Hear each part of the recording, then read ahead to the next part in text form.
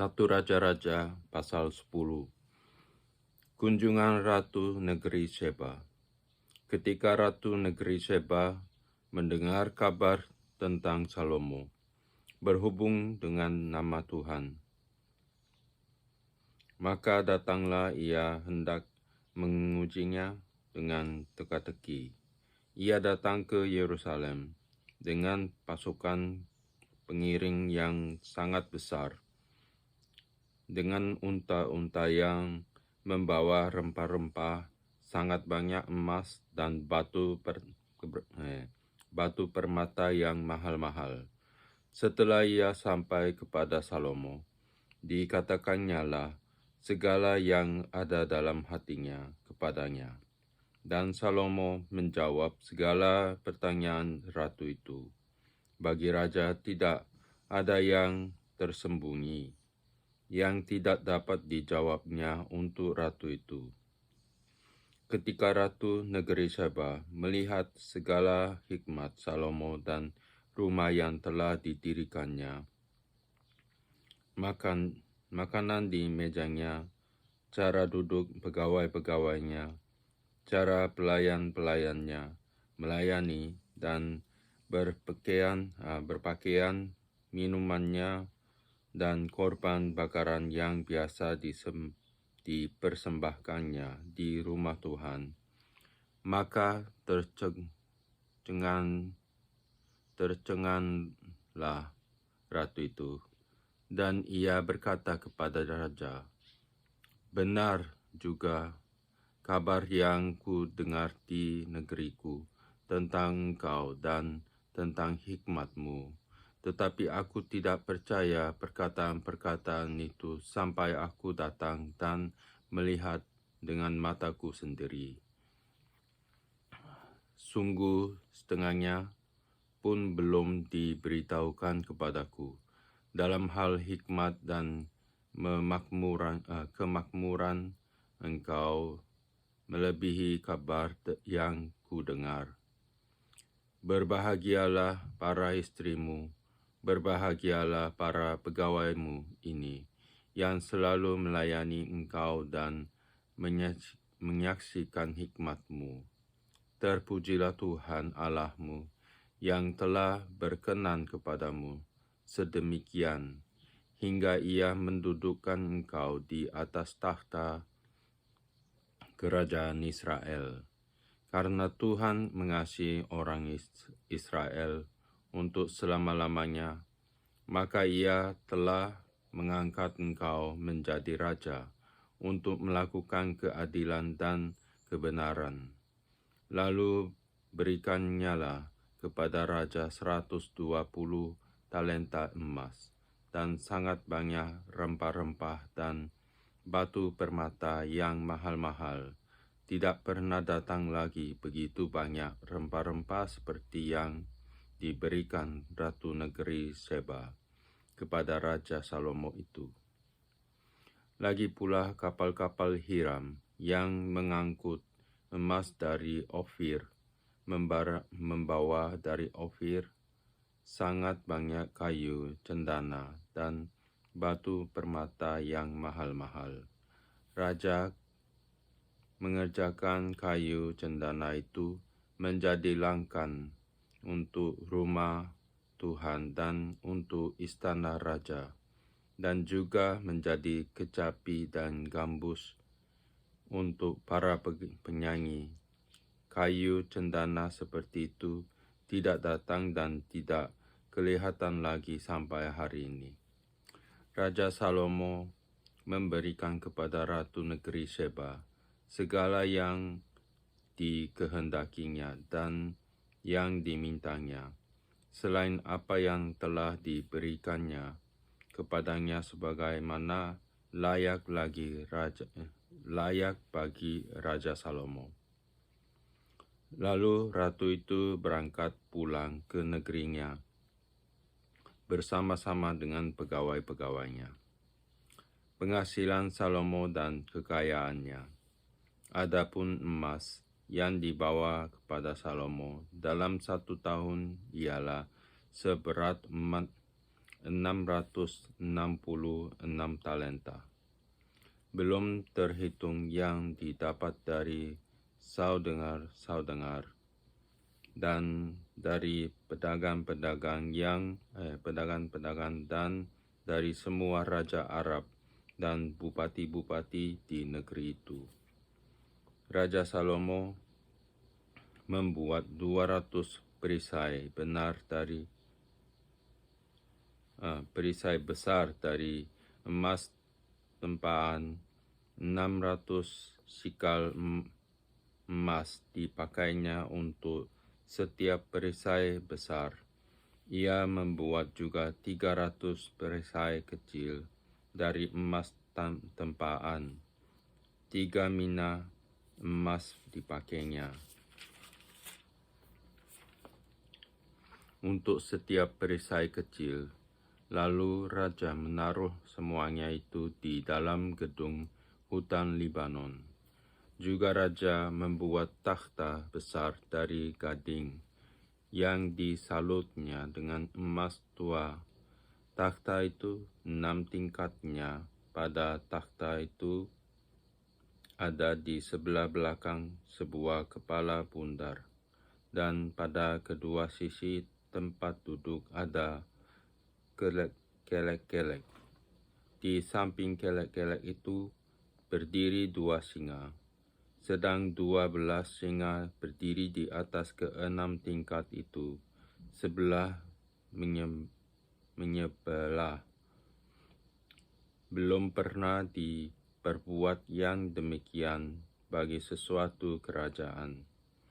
Segala perkakas minuman Raja Salomo dari emas dan segala barang di gedung hutan Libanon itu dari emas murni. Tidak ada barang perak, sebab orang menganggap perak tidak berharga pada zaman Salomo.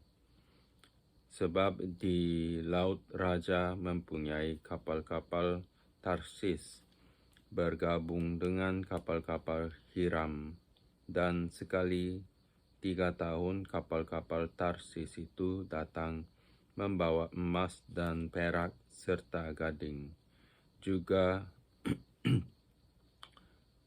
kera dan burung merak. Raja Salomo melebihi semua raja di bumi dalam hal kekayaan dan hikmat. Seluruh bumi berikhtiar menghadap Salomo untuk menyaksikan hikmat yang telah ditaruh Allah di dalam hatinya. Mereka datang masing-masing membawa persembahannya, yakni barang-barang perak dan barang-barang emas, pakaian, senjata, rempah-rempah, kuda dan bagal. Dan begitulah tahun demi tahun. Salomo mengumpulkan juga kereta dan orang berkuda, sehingga ia mempunyai 1.400 kereta dan 12.000 orang berkuda, yang semuanya ditempatkan dalam kota-kota kereta dan dekat raja di Yerusalem. Raja membuat banyaknya perak di Yerusalem, sama seperti batu, dan banyaknya pohon kayu aras, sama seperti pohon ara yang tumbuh di daerah bukit. Kuda untuk Salomo didatangkan dari Misraim dan dari Kewe. Saudengar-saudengar raja membelinya dari Kewe dengan harga pasar. Sebuah kereta yang didatangkan dari Misraim berharga sampai 600 sikal perak, dan seekor kuda sampai 150 sikal. Dan begitu juga melalui mereka dikeluarkan semuanya itu kepada semua raja orang Het dan kepada raja-raja Aram. Pasal 11. Salomo jatuh ke dalam penyembahan berhala. Adapun Raja Salomo mencintai banyak perempuan asing. Di samping anak Firaun, ia mencintai perempuan-perempuan Moab, Amon, Edom, Sidon, dan Het. Padahal tentang bangsa-bangsa itu, Tuhan telah berfirman kepada orang Israel, "Janganlah kamu bergaul dengan mereka, dan mereka pun janganlah bergaul dengan kamu. Sebab sesungguhnya mereka akan mencondongkan hatimu kepada Allah-Allah mereka." Hati Salomo telah terpaut kepada mereka dengan cinta. Ia mempunyai 700 istri dari kaum bangsawan dan 300 gundik. Istri-istrinya itu menarik hatinya daripada Tuhan. Sebab pada waktu Salomo sudah tua, istri-istrinya itu mencondongkan hatinya kepada Allah-Allah lain, sehingga ia tidak dengan sepenuh hati berpaut kepada Tuhan Allahnya, seperti Daud ayahnya. Demikianlah Salomo mengikuti Ashtoreth, dewi orang Sidon, dan mengikuti Milkom, dewa kejijikan sembahyang orang Amon. Dan Salomo melakukan apa yang jahat di mata Tuhan, dan ia tidak dengan sepenuh hati mengikuti Tuhan, seperti Daud ayahnya. Pada waktu itu, Salomo mendirikan bukit pengorbanan bagi Kamos, dewa kejijikan sembahan orang Moab, di gunung di sebelah timur Yerusalem, dan bagi Moloch, dewa kejijikan sembahan Bani Amon. Demikian juga dilakukannya bagi semua istrinya, orang-orang asing itu yang mempersembahkan korban ukupan dan korban sembelihan kepada Allah-Allah mereka. Sebab itu, Tuhan menunjukkan murkanya kepada Salomo, sebab hatinya telah menyimpang daripada Tuhan Allah Israel, yang telah 2 kali menampakkan diri kepadanya, dan yang telah memerintahkan kepadanya dalam hal ini, supaya jangan mengikuti Allah-Allah lain. Akan tetapi, ia tidak berpegang pada yang diperintahkan Tuhan. Lalu berfirmanlah Tuhan kepada Salomo, "Oleh karena begitu kelakuanmu, yakni engkau tidak berpegang pada perjanjian dan segala ketetapanku yang telah kuperintahkan kepadamu, maka sesungguhnya aku akan mengoyakkan kerajaan itu daripadamu dan akan memberikannya kepada hambamu. Hanya pada waktu hidupmu ini aku belum mau melakukannya oleh karena Daud ayahmu, dari tangan anakmu lah aku akan mengoyakkannya. Namun demikian, kerajaan itu tidak seluruhnya akan kukoyokkan daripadanya. 1 suku akan kuberikan kepada anakmu, oleh karena hambaku Daud dan oleh karena Yerusalem yang telah kupilih." Lawan-lawan Salomo. Kemudian Tuhan membangkitkan seorang lawan Salomo, yakni Hadad, orang Edom. Ia dari keturunan Raja Edom. Sesudah Daud memukul kalah orang Edom, maka Panglima Yoab pergi menguburkan orang-orang yang mati terbunuh, lalu menewaskan semua laki-laki di Edom.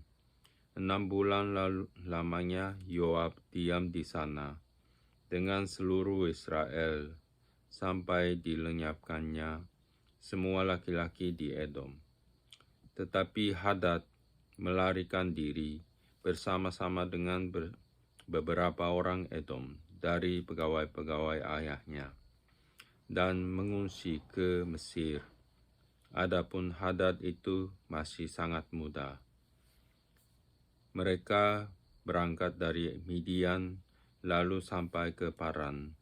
Mereka membawa beberapa orang dari Paran. Lalu mereka sampai ke Mesir kepada Firaun, Raja Mesir. Ia ini memberikan rumah kepada Hadad, menentukan belanjanya, dan menyerahkan sebidang tanah kepadanya.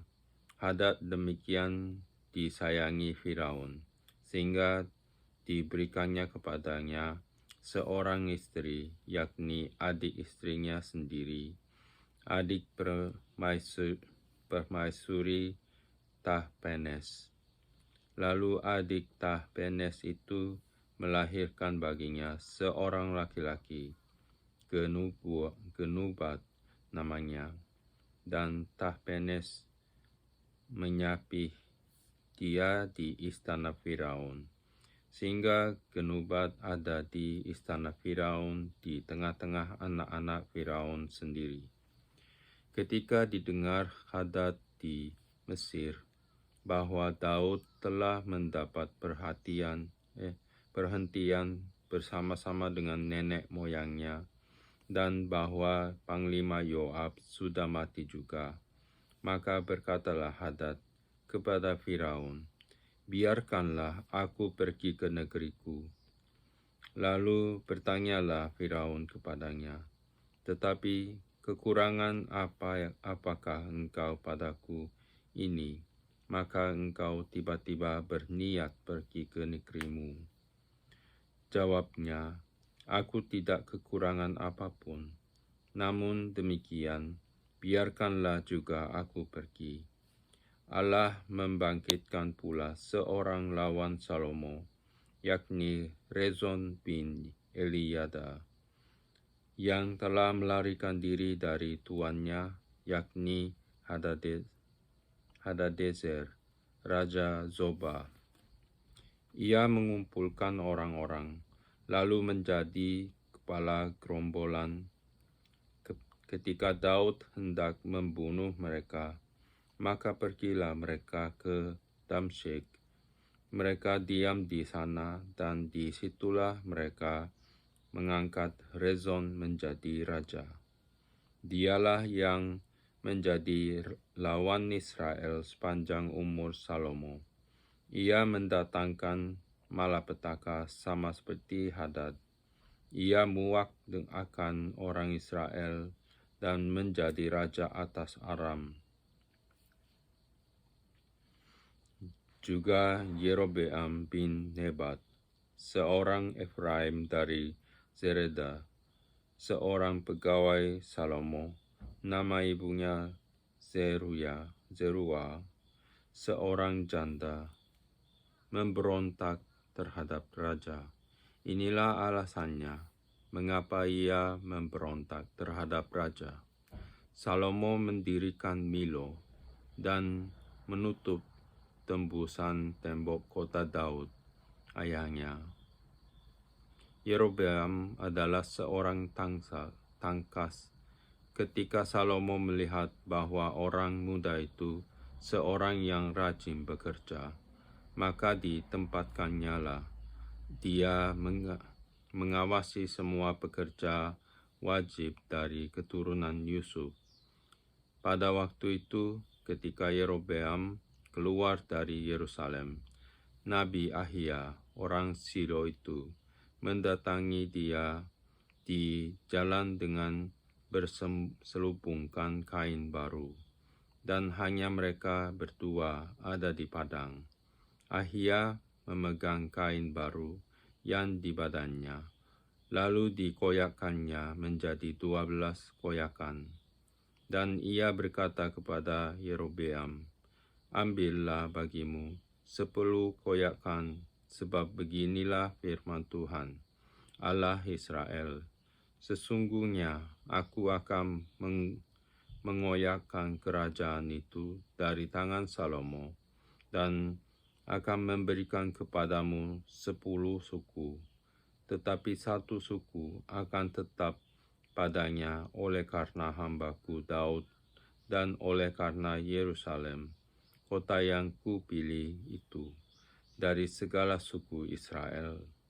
Sebabnya ialah karena ia telah meninggalkan aku dan sujud menyembah kepada Astoret, dewi orang Sidon, kepada Kamos, Allah orang Moab, dan kepada Milkom, Allah Bani Amon. Dan ia tidak hidup menurut jalan yang kutunjukkan dengan melakukan apa yang benar di mataku dan dengan tetap mengikuti segala ketetapan dan peraturanku seperti Daud, ayahnya. Bukan dari tangannya akan kuambil seluruh kerajaan itu.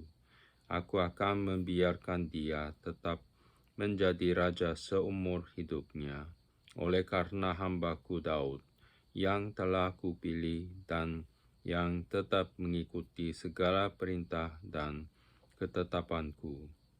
Tetapi dari tangan anaknya lah aku akan mengambil kerajaan itu dan akan memberikannya kepadamu, yakni 10 suku, dan kepada anaknya akan kuberikan 1 suku, supaya hambaku Daud selalu mempunyai keturunan di hadapanku di Yerusalem, kota yang kupilih bagiku, supaya namaku tinggal di sana.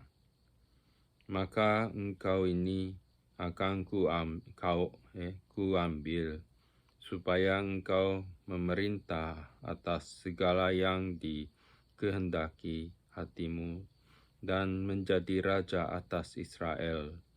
Dan jika engkau mendengarkan segala yang kuperintahkan kepadamu, dan hidup menurut jalan yang kutunjukkan, dan melakukan apa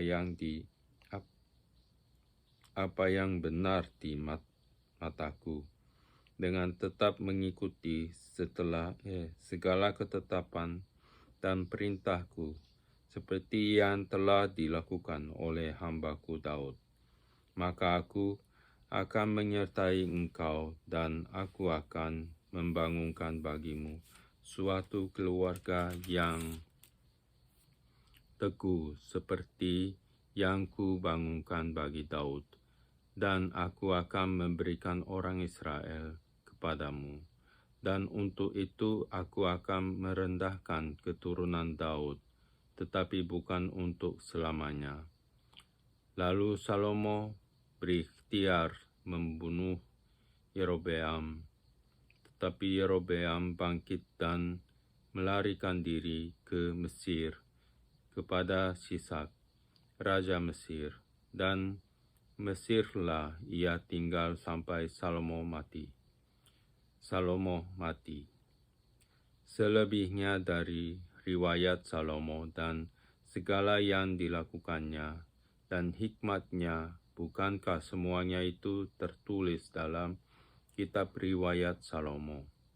Lamanya Salomo memerintah di Yerusalem atas seluruh Israel ialah 40 tahun. Keturunan Salomo mendapat perhentian bersama-sama dengan nenek moyangnya, dan ia dikuburkan di kota Daud, ayahnya. Maka Rehabeam, anaknya, menjadi raja menggantikan dia. Pasal 12. Pecahnya kerajaan itu. Kemudian Rehabeam pergi ke Sikhem, sebab seluruh Israel telah datang ke Sikhem untuk menobatkan dia menjadi raja. Segera sesudah hal itu kedengaran kepada Yerobeam bin Nebat. Pada waktu itu dia masih ada di Mesir, sebab ia melarikan diri ke sana dari hadapan Raja Salomo. Maka kembalilah ia dari Mesir. Orang menyuruh memanggil dia. Lalu datanglah Yerobeam dengan segenap jemaah Israel dan berkata kepada Rehabeam, "Ayahmu telah memberatkan tanggungan kami, maka sekarang ringankanlah pekerjaan yang sukar yang dibebankan ayahmu dan tanggungan yang berat yang dipikulkannya kepada kami, supaya kami menjadi hamba-Mu." Tetapi ia menjawab mereka, "Pergilah sampai lusa, kemudian kembalilah kepadaku." Lalu pergilah rakyat itu. Sesudah itu, Rehabeam meminta nasihat dari para tua-tua yang selama hidup Salomo mendampingi Salomo, ayahnya. Katanya, "Apakah nasihatmu untuk menjawab rakyat itu?"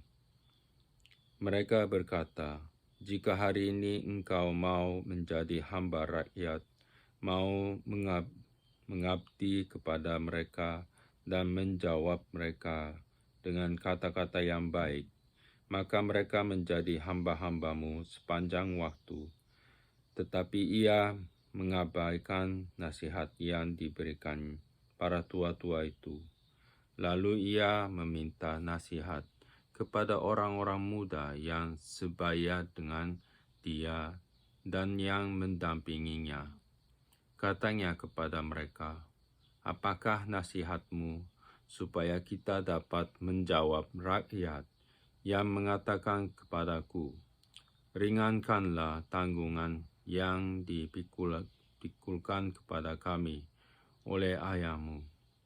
Lalu orang-orang muda yang sebaya dengan dia itu berkata, "Beginilah harus kau katakan kepada rakyat yang telah berkata kepadamu, 'Ayahmu telah memberatkan tanggungan kami, tetapi engkau ini berilah keringanan kepada kami.' Beginilah harus kau katakan kepada mereka, 'Kelingkingku lebih besar daripada pinggang ayahku. Maka sekarang ayahku telah membebankan kepada kamu tanggungan yang berat, tetapi aku akan menambah tanggungan kamu. Ayahku telah menghajar kamu dengan cambuk, tetapi aku akan menghajar kamu dengan cambuk yang berduri besi."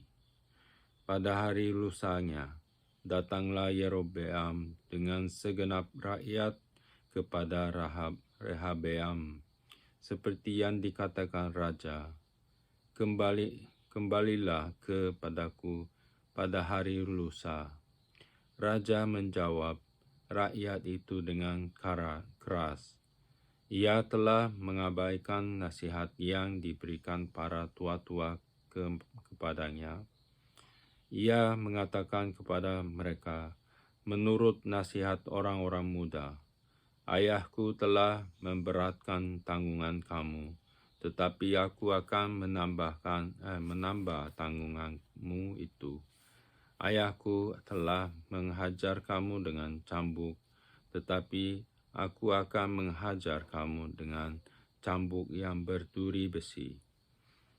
Jadi raja tidak mendengarkan permintaan rakyat, sebab hal itu merupakan perubahan yang disebabkan Tuhan, supaya Tuhan menepati firman yang diucapkannya dengan perantaraan Ahia orang Silo kepada Yerobeam bin Nebat. Setelah seluruh Israel melihat bahwa raja tidak mendengarkan permintaan mereka, maka rakyat menjawab raja, bagian apakah kita dapat daripada Daud? Kita tidak memperoleh warisan dari anak Isai itu.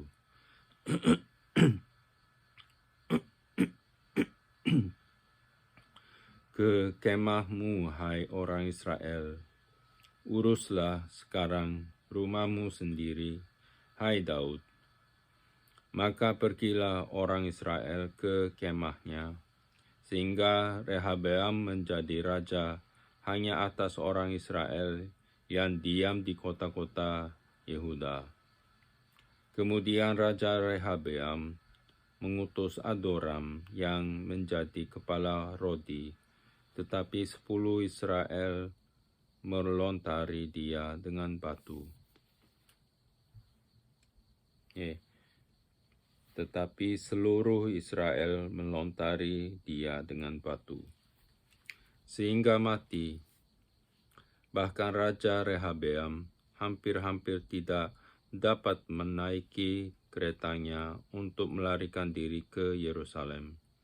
Demikianlah mulanya orang Israel memberontak terhadap keluarga Daud sampai hari ini.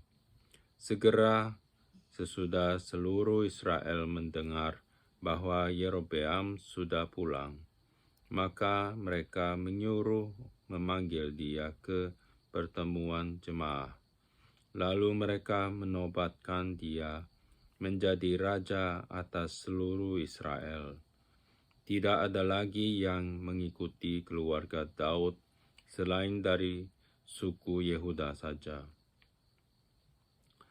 Ketika Rehabeam datang ke Yerusalem, ia mengumpulkan segenap kaum Yehuda dan suku Benyamin, 180.000 teruna yang sanggup berperang untuk memerangi kaum Israel dengan maksud mengembalikan kerajaan itu kepada Rehabeam, anak Salomo. Tetapi datanglah firman Allah kepada Semaya, abdi Allah, demikian. Katakanlah kepada Rehabeam, anak Salomo, raja Yehuda, dan kepada segenap kaum Yehuda dan Benyamin, dan kepada selebihnya dari bangsa itu. Beginilah firman Tuhan, janganlah kamu maju dan janganlah kamu berperang melawan saudara-saudaramu, orang Israel. Pulanglah masing-masing ke rumahnya, sebab akulah yang menyebabkan hal ini terjadi. Maka mereka mendengarkan firman Tuhan dan pergilah mereka pulang sesuai dengan firman Tuhan itu. Yerobeam memulai ibadah baru. Kemudian Yerobeam memperkuat Sikhem di pegunungan Efraim, lalu diam di sana. Ia keluar dari sana, lalu memperkuat Penuel. Maka berkatalah Yerobeam dalam hatinya, kini mungkin kerajaan itu kembali kepada keluarga Daud, jika bangsa itu pergi mempersembahkan korban sembelihan di rumah Tuhan di Yerusalem, maka tentulah hati bangsa ini akan berbalik kepada Tuhan mereka, yaitu Rehabeam, raja Yehuda. Kemudian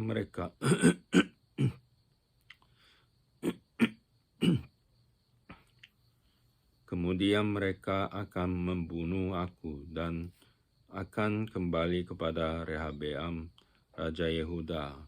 Sesudah menimbang-nimbang, maka raja membuat 2 anak lembu jantan dari emas, dan ia berkata kepada mereka, sudah cukup lamanya kamu pergi ke Yerusalem. Hai Israel, lihatlah sekarang Allah-Allahmu yang telah menuntun engkau keluar dari tanah Mesir. Lalu ia menaruh lembu yang satu di Betel dan yang lain ditempatkannya di Dan.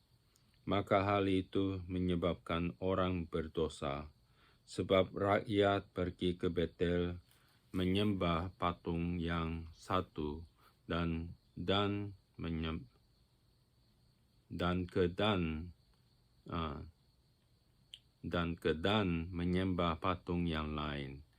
Ia membuat juga kuil-kuil di atas bukit-bukit pengorbanan dan mengangkat imam-imam dari kalangan rakyat yang bukan dari Bani Lewi. Kemudian Yerobeam menentukan suatu hari raya pada hari yang ke-15 bulan ke-8.